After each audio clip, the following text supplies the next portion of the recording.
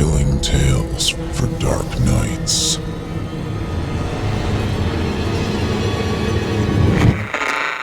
Want to make sure you never miss a Chilling Tales for Dark Nights video again? Be sure to subscribe and hit that bell to turn on notifications. The darkness has found you.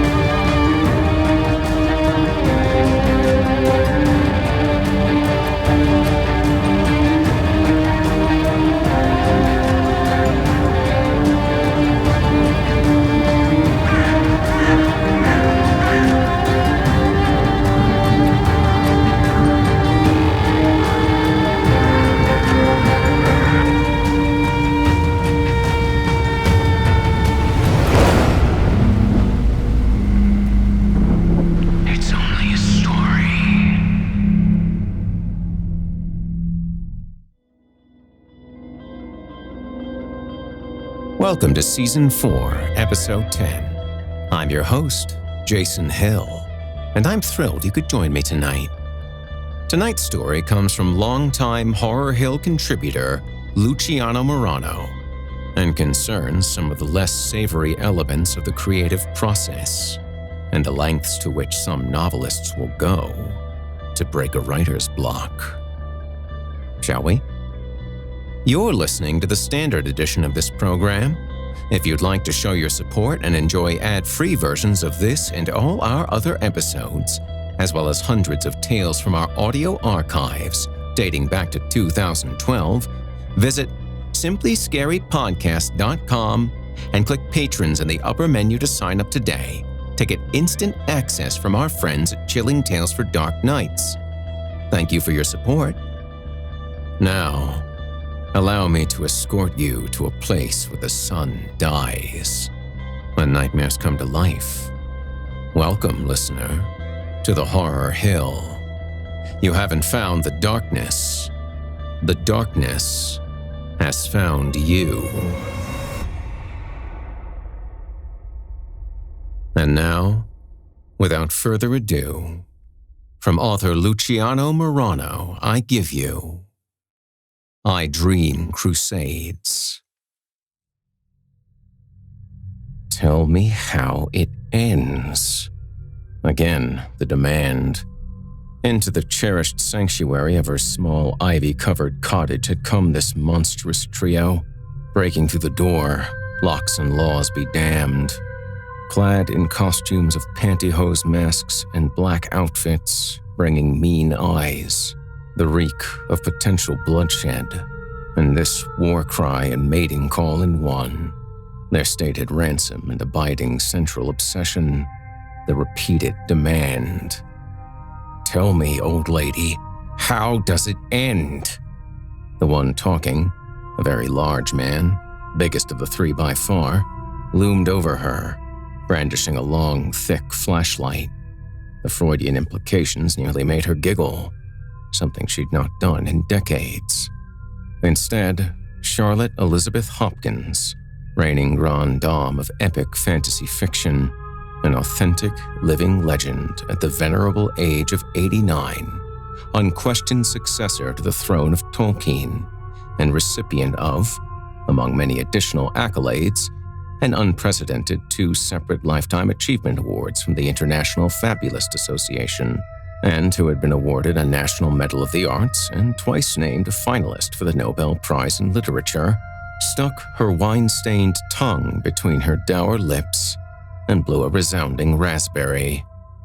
In the seemingly endless moment of ensuing silence, the 2 intruders she could see, the third having slinked off behind her somewhere, exchanged gobsmacked looks. The man's shoulders slumped and, Charlotte noted with some delight, even his flashlight seemed to wilt as he exclaimed, "What the absolute fuck? The shorter one, a thin, twitchy young man skulking in the corner near Charlotte's ancient, boxy television, which hadn't worked since before Bush was president, that would be the first Bush, let loose a tittering laugh. "Oh, Granny's got balls," he said. "Gotta give her that, Billy." "Shut up!" The big one halfway turned and threw up his hands. "I said no names, moron! In fact, I'm pretty sure I said no words from you at all. You're the lookout, right? So get your eyes back to the window and look out!" Facing Charlotte, he smacked the flashlight against his palm. "Lady, just tell me how your next book ends and we're gone. Okay? All of this." He gestured to his mask and the plain black sweatshirt. "We're doing this for you. Get it? If you can't identify us, there's no reason you have to get hurt, right? Please, just answer the question. Let's all get on with our lives. Now give it up. How does, what the hell's it called again?" "A Symphony of Swords," said the skinny one. "Right. How does a Symphony of Swords end?" Here again, the demand. And finally, Charlotte knew she must answer and speak the truth she'd been so reluctant to admit even to herself. Slowly, but without a single tremble, she reached out to select a slim cigar from the golden box, gift from a long-ago lover, the rebellious son of an oil sheik, on her desk. Clenching the plastic tip of the Black and Mild in her crooked yellow teeth and flicking open her Zippo, Charlotte calmly and confidently confessed, "I haven't the slightest idea." Arms crossed, she rocked back in the squeaky chair. She'd been at her desk when the trespassers burst in, sitting, as she did every night, in front of her typewriter with a fresh sheet of paper in place, awaiting input from her increasingly reluctant muse. With the first two of the evening's customarily large glasses of Merlot already under her belt, so to speak, Charlotte had been too stunned at their sudden appearance to call the police, even if she had had a phone, which she most certainly did not. The nearest neighbors were 3 miles away. Her cottage was shielded from view of the closest road by a dense swath of trees. The situation was doomed to play out uninterrupted. The one called Billy sighed theatrically. "No dice, lady. I'm warning you. If you don't..." And the threat continued, but Charlotte barely heard. She really didn't need to, feeling certain these unexpected and unwelcome guests were incapable of any originality whatsoever, or further surprise beyond the act of their arrival. The whole scenario was so trite, so hopelessly pulp, like something out of a sordid little Stephen King story, she thought. Where was John D. MacDonald when he needed him? Or better yet, Patricia Highsmith. Both were dead, of course, like so many of the others. Charlotte shifted her aged bones and wondered again how she'd so far remained exempt. Maybe my time has come at last, she considered. It was not an overly distressing possibility. "Are you listening to me?" Billy punctuated the question with another slap of the flashlight against his palm. "Do you understand what is happening right now?" "I understand perfectly, young man." Charlotte puffed her cigar and looked Billy over with narrowed eyes. "You're going to make me an offer I cannot refuse, or some such nonsense. And if I don't play ball, as you say, I'll find myself subject to vague and unspecified, but nonetheless devastating acts of bodily harm. Is that summary accurate?" The boy in the corner laughed again. "This woman," Billy muttered. "Yes, lady, that is accurate. And you better believe I mean it. Now tell me how the series ends." "Oh, I can see you're quite serious. And your uninvited presence here this evening certainly proves your resolve. But I need you to believe me when I say that I have no idea how the River of Time's meaning will conclude, nor even if Symphony of Swords will in fact be the final book in the series. Now, Billy, do you understand? It is simply not up to me." "Bullshit!" Billy gestured around the shabby cottage, the living room crammed so full of books as to be nearly inaccessible, and the lumpy sofa Charlotte used as a bed, having long since become too old to access the tiny bedroom at the top of the steep, narrow stairs. The dingy kitchen beyond, where the third intruder likely lurked. "Who the hell else would it be up to?" Charlotte smoked and rocked, saying finally, as if it were the most obvious thing in the world, "My muse."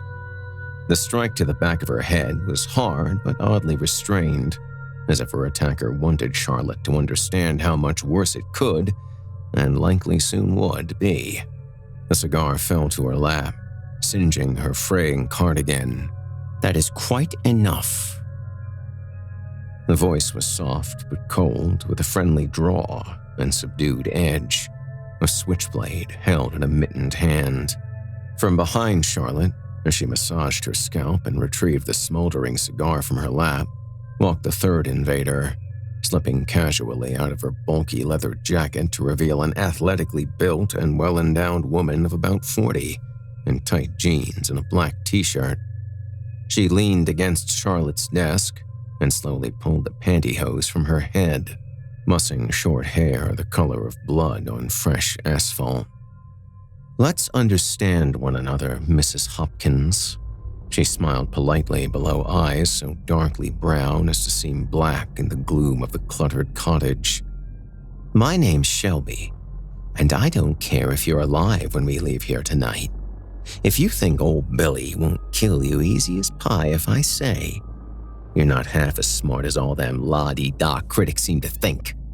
He ain't exactly the sharpest knife in the drawer, I'll grant you that, but he's real good with his hands, and I give him plenty of reasons to be awful fond of me. But see, it's not really him that needs to be convinced you ain't fibbing. It's me that brought us here, and it's me that needs to know the ending of your book. So, what do you say?" Charlotte relit her cigar, and with the tip clasped in her teeth, said, "I can't give you what I don't have." Shelby laughed, throwing her head back lightly. "I find that highly unlikely, Mrs. Hopkins. Let's see now.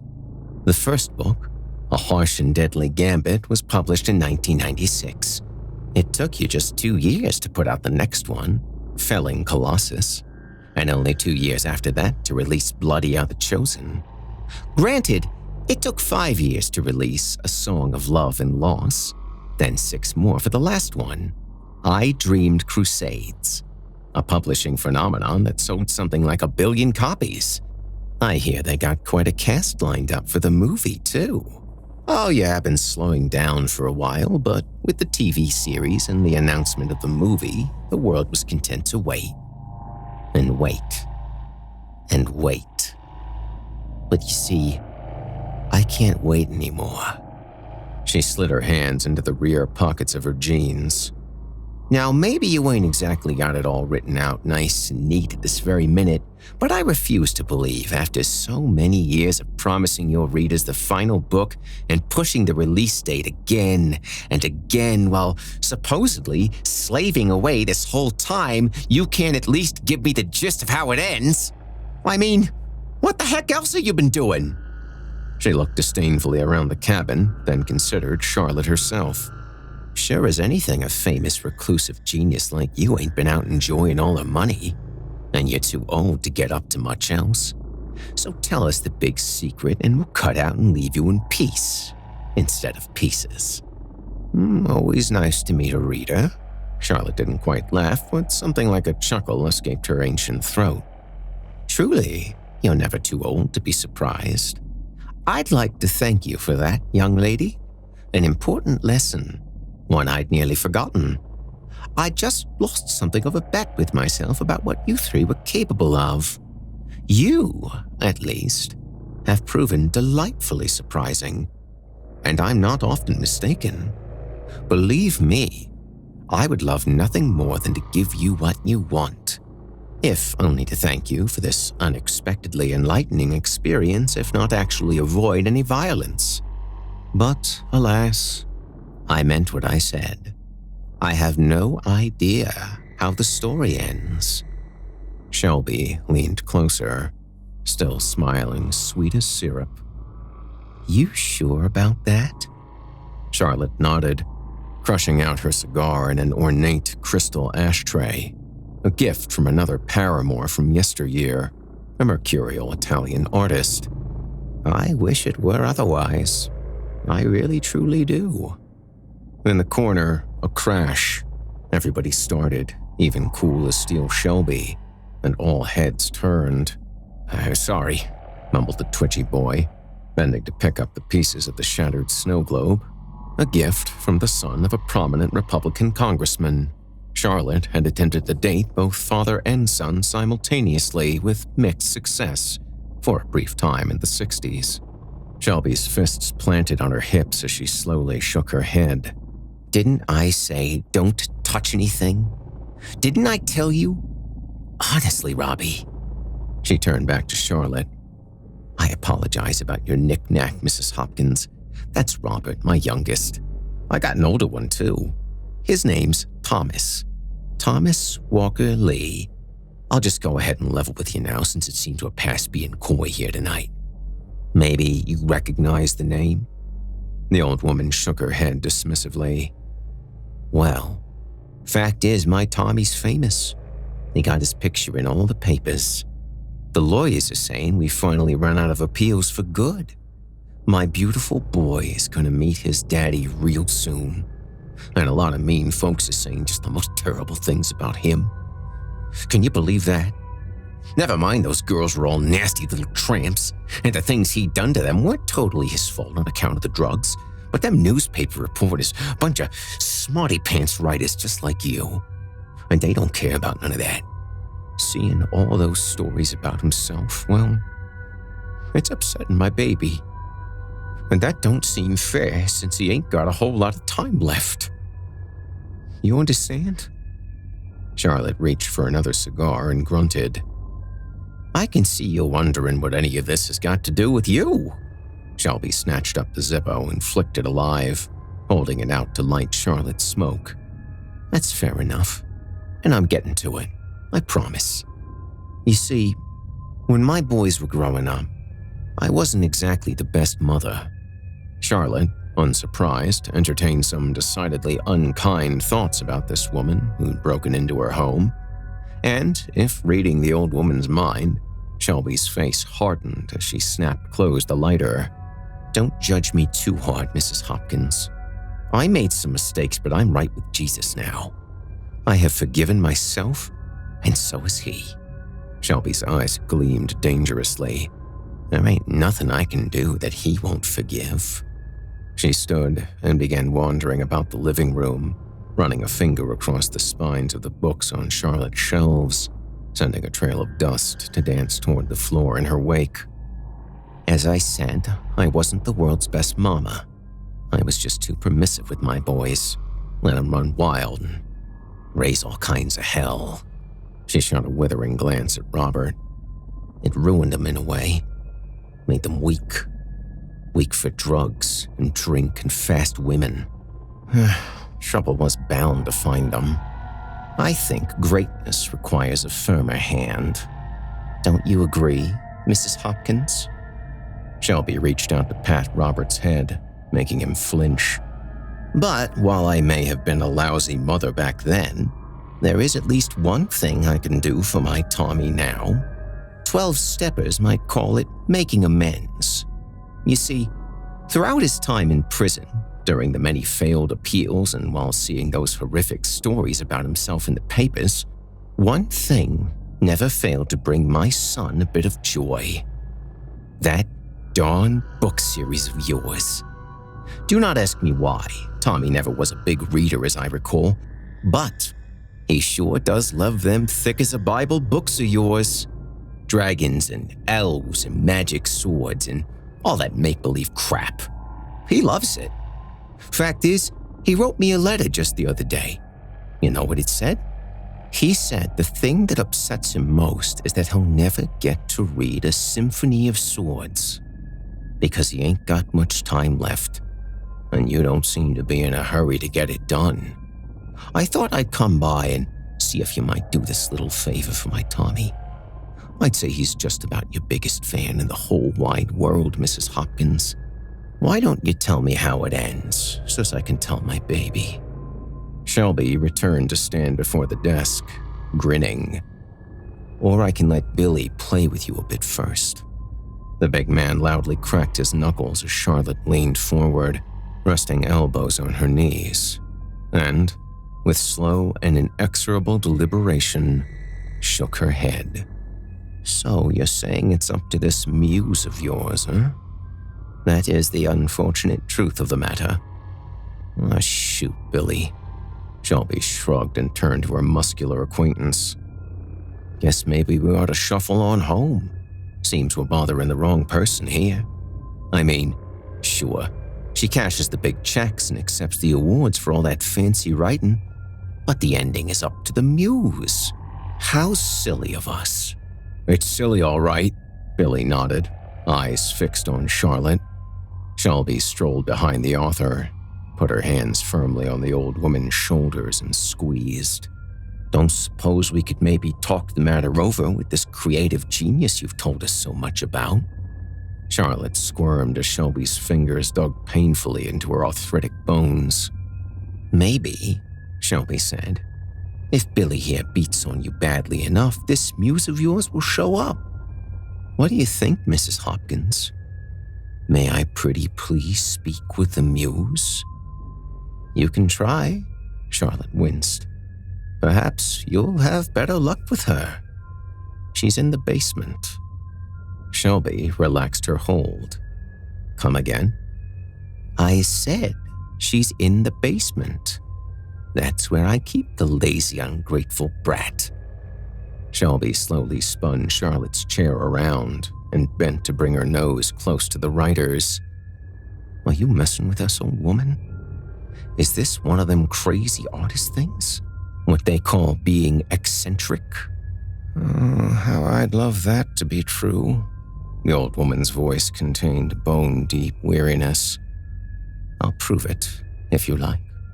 Shelby pulled from her pocket a small black handle from which, with the flick of her wrist and a quick metallic snap, extended a thin, silver blade. She whispered, "If you're trying to trick me, I will slit your lying, wrinkled throat." Charlotte was honestly surprised at the strange mix of feelings that welled up in her then, tearing through the distracting aches in her muscles and joints, years of self-imposed isolation, and diligently soaking her body and brain in wine. She was, despite it all, and regardless of her mountain of accomplishments, her assured legacy, the envy of any artist, unwilling to give up her right to see tomorrow. And she was dwelling again, for the first time in ages, on how the story might end. Her eyes went from the blade to the face of the wielder.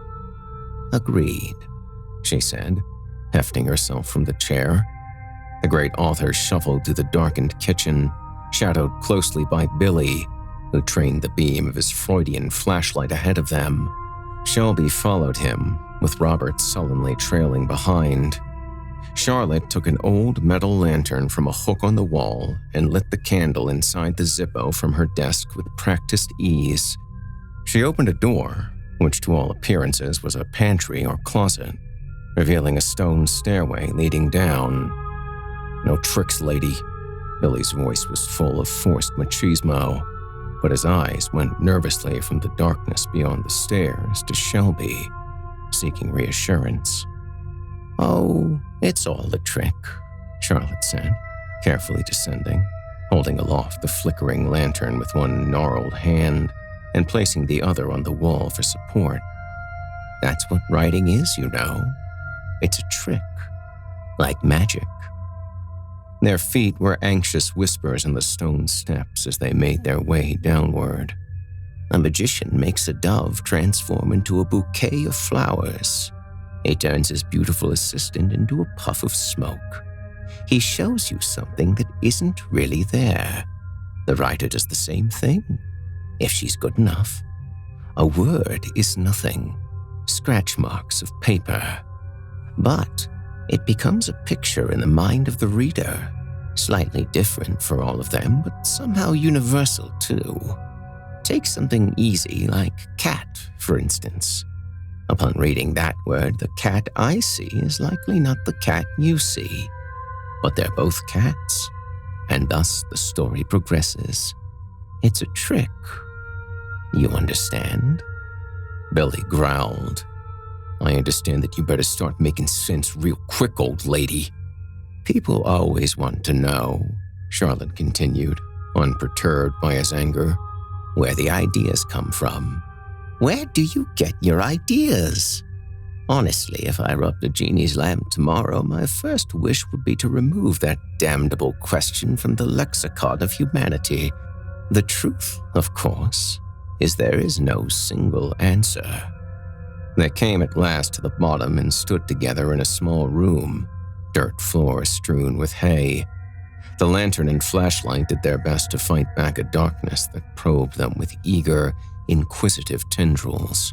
The air was dry and cold, smelled of dust and dirt and something sweet, almost like overly ripe fruit.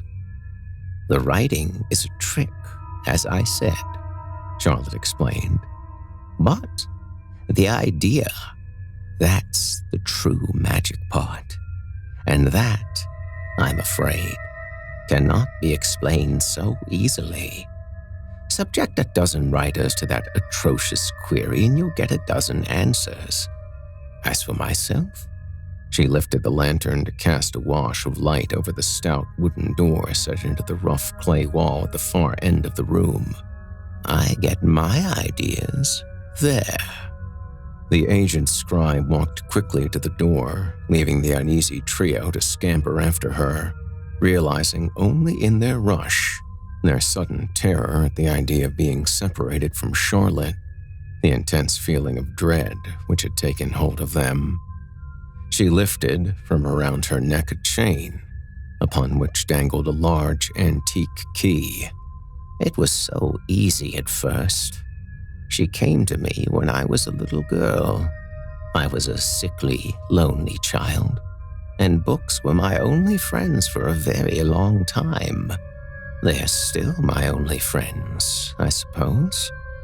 Then, one day, my muse came to me and told me how I might write stories of my own. And so I did. Charlotte pushed the key into the weathered, rusty lock. It wasn't a sure thing, she said. Fame and renown, even with so clever and productive a muse working with you and all the desire in the world, they were not a certainty. But we kept at it and worked hard. She providing the ideas, me the presentation, the tricks. And eventually we got better. Then we got better still. It all seems to have gone by very quickly to me now, looking back. She forced the key to turn, the lock's innards groaning at the effort. Finally, it gave a booming click, and the door swung ajar. It was all the success, I think, Charlotte said quietly, that made us so careless. Her hand reached out to push open the heavy door. Beyond it, inside a smaller chamber, the muse sat on a pile of soiled hay, a grotesque figure revealed in the hellish red glow of light cast by two lanterns hung on lengths of chain that dangled from the high ceiling, itself unseen somewhere in the impenetrable blackness above. Jesus Christ, Billy gagged. Oh, Mommy, Robert cried pathetically. I don't like it. Hush now, baby, Shelby said. What the hell is it? My muse, Charlotte shrugged. What's left of it anyway? Vaguely human in construct, the beast was white as a wedding cake's frosting, completely hairless and enormously fat. Its belly hung pendulously down over two short stick legs, surely useless, jutting out at odd angles from below the folds. The arms were incongruously long and bony, with an extra joint between shoulder and elbow that allowed them to bend and twist into insane angles. On each wrist was a thick manacle, attached by chain to mounts on the wall. At the center of the misshapen mound of flesh that was the thing's head, a small, furious face was squashed into a permanent scowl. Fat lips slick with saliva pouted and pursed, and from between which came increasingly frantic whines and gurgles as its cold, beady eyes alighted on the crowd in the doorway. "Greetings, old girl." Charlotte walked into the room, lantern held high. The muse, after recoiling momentarily, began to claw the air as if meaning to reach out and grab the woman. Scattered about the floor were sheets of yellowed paper, wrinkled and smeared with dirt. Groaning at the effort, Charlotte bent to pick up the nearest. She smoothed it flat against her thigh and held the page close to the lantern so as to better make out the jumbled, primitive writing scrawled upon it. "She used to be so good," the old woman said. "Now, I'm lucky to get 2 or 3 pages worth of decent plot each month out of her." Charlotte carefully kicked an empty liquor bottle, sending it rolling away to clink gently as it struck another. Several more were scattered about the room, along with hundreds of crinkled candy wrappers blanketing the ground like an autumn forest's worth of fallen leaves. Gnawed and half-shredded tabloid magazines, People, Entertainment, In Touch, had collected in the room's corners. Mutilated faces of smiling stars, gossip, quite literally in this case, eagerly devoured. "I gave her just about everything she wanted." Charlotte's voice was thin and sad. "And she still won't tell me how the story ends." Turning back to the door, she said, "So how in the hell am I supposed to tell you?" She walked slowly out of the room, careful to avoid tripping on any bottles or litter, knowing full well that a fall at her age just wouldn't do. The threesome of intruders parted slightly in silence to let her pass. "Maybe it's as you said, young lady. Perhaps I spoiled her, being too permissive. We used to be quite diligent, she and I. Look at her now. Bloated, lazy, and halfway simple. And I must admit that my own work habits haven't exactly been rigorous, especially these last 10 or 20 years. Maybe greatness does indeed require a firmer hand." Shelby's face was set with grim, inflexible determination. "I don't understand any of this, and I don't care.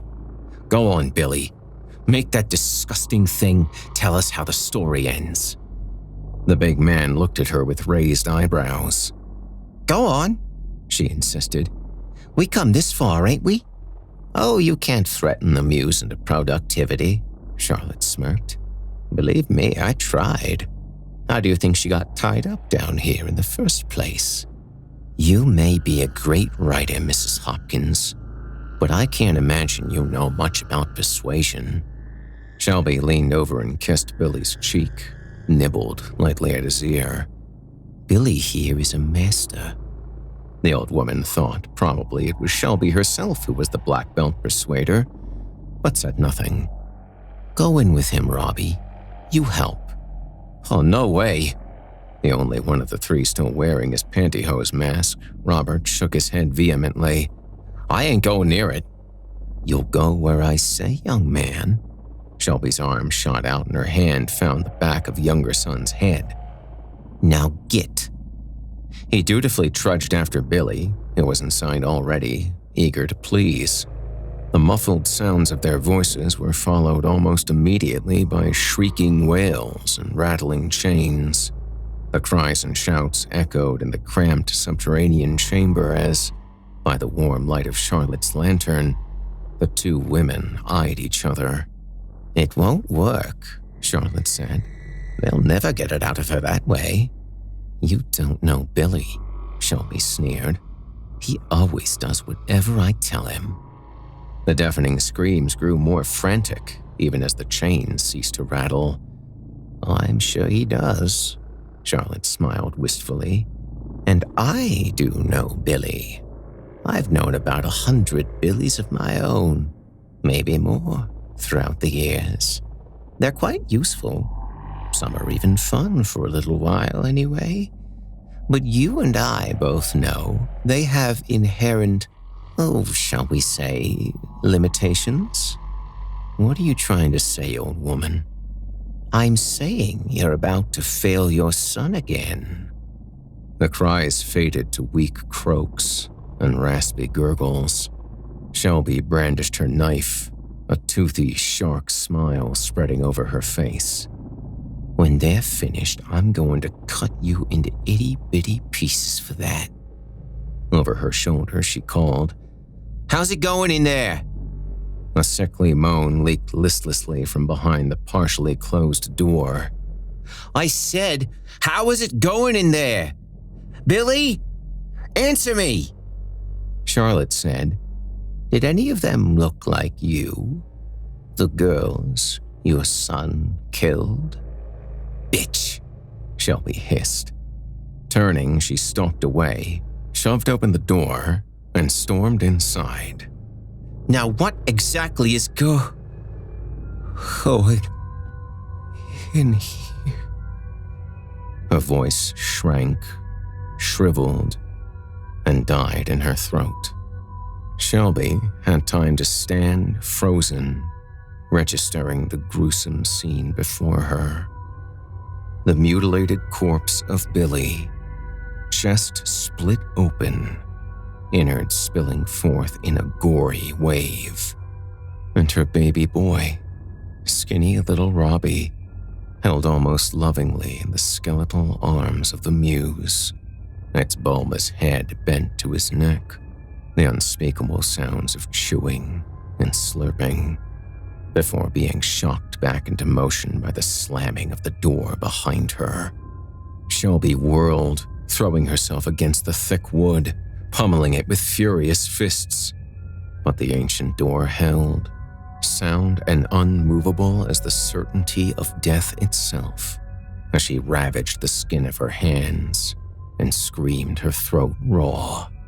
Softly, Charlotte's voice found her, faint and muffled, as if coming from far away. "I told you that I gave my muse just about everything she ever wanted," the author said. "But there was one thing she loved most of all. Eventually, I just couldn't live with providing it anymore. I'd already let her have too many lovers, too many friends. I thought we would be okay here if we were left alone, if we were only hurting ourselves with our indulgences. She deteriorated quickly. Perhaps we both did. But I was content. You understand, I was unwilling to sacrifice even one more person to find out how the story ended.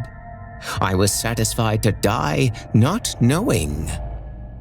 And then you came along. You and your demands. And I found that despite what I'd long believed about myself, I did still want to know. If the price was right, of course. And that's where you come in." Shelby pounded her bleeding fists weakly against the door, hearing the chains clicking and clanking lightly behind her, and excited shuffling and heavy breathing. "You turned out to be exactly what I needed." The smile was audible in Charlotte's voice. "And that's twice tonight that you surprised me, young lady." Shelby forced herself to turn, back pressed flatly against the door, and saw the muse's impossibly long arms reaching for her. They seemed to stretch as she watched, bones popping and creaking as they elongated, sneaking closer. The chains were suddenly drawn tight, forcing it to stop just before the thing's ragged fingernails could graze her flesh.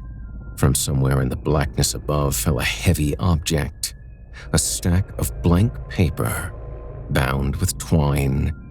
It struck the floor and bounced, drawing the muse's attention. A hideous smile pulled at the corner of its shiny, slug-like lips. "As for you," the unseen author said, "I'll expect at least an outline when I come tidy up later, and daily progress after that. We've kept our readers waiting long enough. Don't you agree?" Shelby's weakening screams followed Charlotte as she climbed the stone stairs until she reached the kitchen and closed the upper door, smothering them in silence. She forced her exhausted body back to the desk, collapsed into her chair, and breathed a long, weary sigh. The first inklings of gray pre-dawn were leaking through the windows. Tonight, she would do more than just sit at her desk. Charlotte reached unthinkingly for the jug of wine in the lower drawer, but stopped short. No, she thought, that is quite enough of that. She reached out, closed the golden box of cigars, and pulled the typewriter close. "It's time to get back to work," the great author told herself. Long past time to buckle down and get serious for one more grand trick at least. One last transformation. "After all," she whispered aloud, "greatness requires a firmer hand."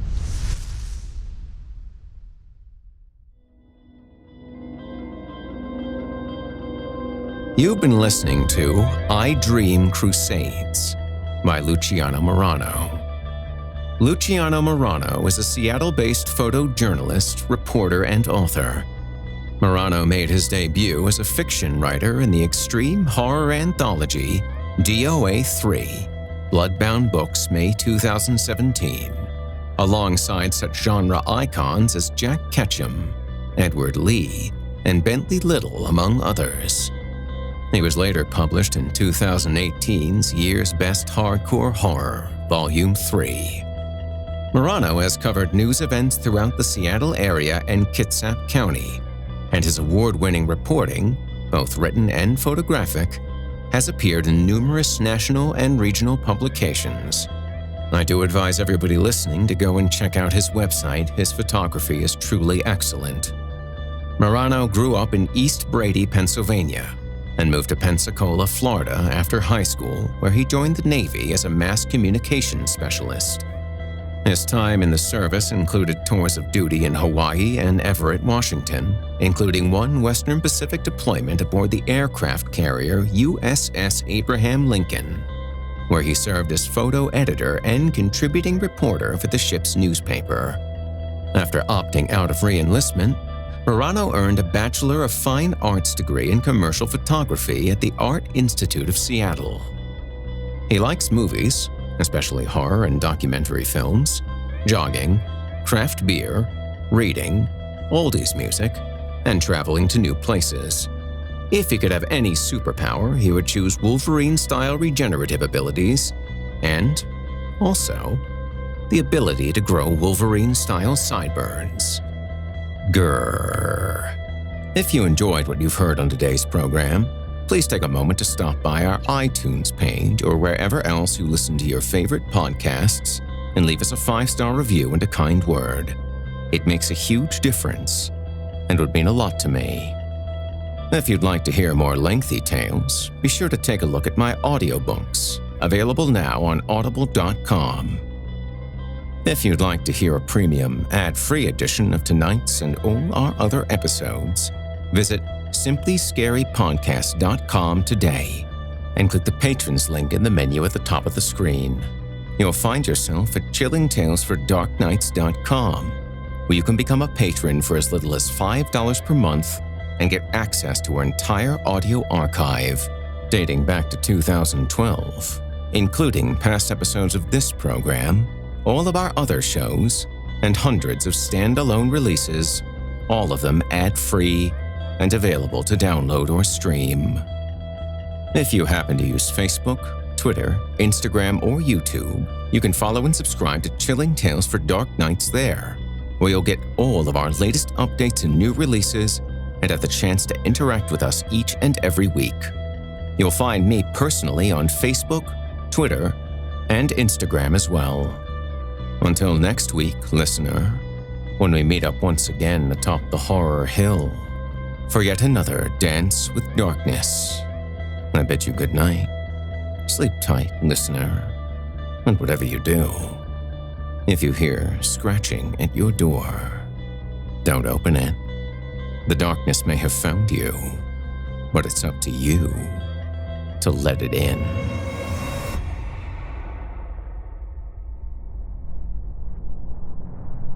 You've been listening to Horror Hill, a production of Chilling Entertainment and the creative team at Chilling Tales for Dark Nights, as well as a proud member of the Simply Scary Podcast Network. Visit simplyscarypodcast.com today to learn more about our network and our other amazing storytelling programs. Tonight's program was hosted and its featured stories performed by yours truly, Jason Hill, unless otherwise noted. Selected stories have been adapted with the kind permission of their respective authors. Sound design, original music, and final mixing and mastering provided by Felipe Ojeda under the guidance of executive producer and director Craig Groshek. The program's logo was created by Craig Groshek, and this week's artwork provided by Omega Black, unless otherwise noted. Got a scary tale of your own that you'd like performed? I take submissions. Email it to me today at horrorhill@simplyscarypodcast.com to have your terrifying tome considered for production in a future episode of the show. If you enjoyed what you've heard on tonight's program and are joining us on your favorite podcast app, subscribe to us to be sure you never miss an episode, and leave us a 5-star review and a comment. Your feedback means a lot to me. You can also follow Chilling Tales for Dark Nights and Horror Hill on Facebook to connect anytime and get the latest updates. If you're listening on the Chilling Tales for Dark Nights YouTube channel, do us a favor and hit the subscribe button and the bell notification icon to get more spooky tales from me and the crew, and another episode of this program each and every week. And don't forget to hit that thumbs up button to tell us how we're doing, and leave a kind word or a request. If you can never get enough spooky stories and can't wait until next week for more, and haven't already, be sure to check out Chilling Tales for Dark Nights on YouTube for hundreds of free audio horror stories, including more performances from yours truly, and consider supporting us by becoming a patron at chillingtalesfordarknights.com. In addition to helping us out, you'll get exclusive access to our audio archive and ad-free downloads of all your favorite stories, including those you've heard on this program. As for me, I'll be back next week with more frightening fiction to haunt your dreams. Until next time, I'm Jason Hill, and you've been listening to the Horror Hill Podcast. Good evening, and sweet dreams. Chilling Tales for Dark Nights.